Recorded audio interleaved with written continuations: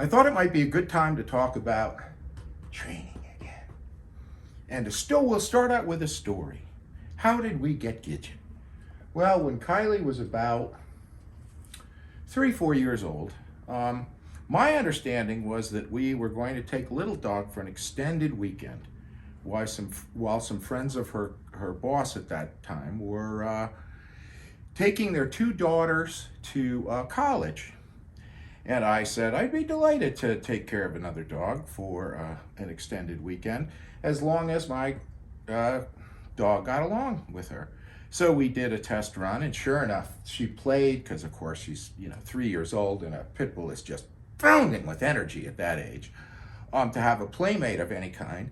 And I was delighted to see she was fairly gentle with her, had some sort of innate sense about her, the fact that she was monstrous in comparison, and treated her while playing, never really, came close to damaging her. So we had her 2.5 days.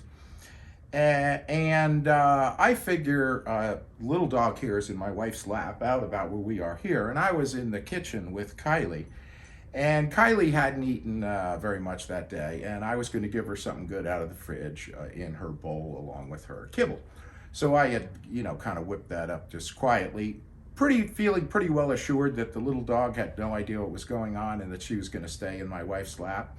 Well, of course, little did I know that Gidget, before that she was known as Andy, actually, for the first 6 months of her life, was well attuned with these ears of hers to the sound of the refrigerator and goodies being prepared, and was right there at Kylie's bowl.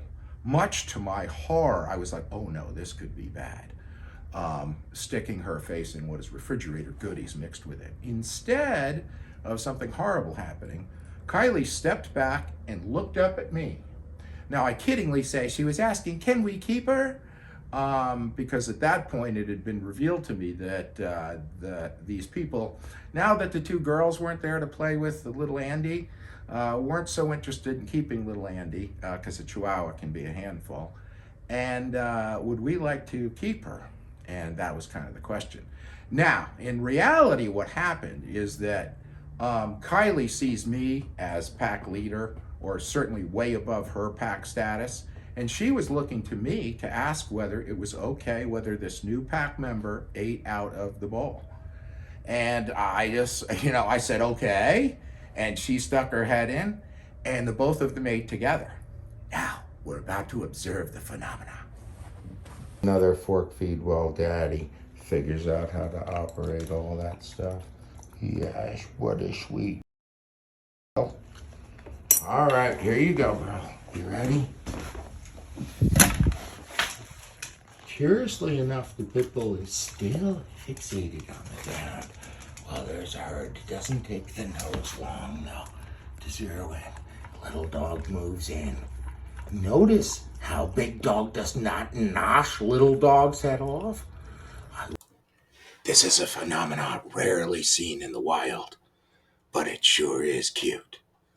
Now, in all seriousness, it also means that you can do things like if a friend comes up from down south that you haven't seen in years and your dog was never met before, it means that Chihuahua is not going to start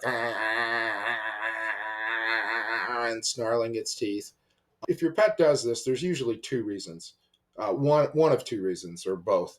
One is that they're neurotic for attention, so they're afraid they're going to have to share your attention with this new member of the pack, or that it is their job to check out new pack members because they are higher in the pack status than they should be.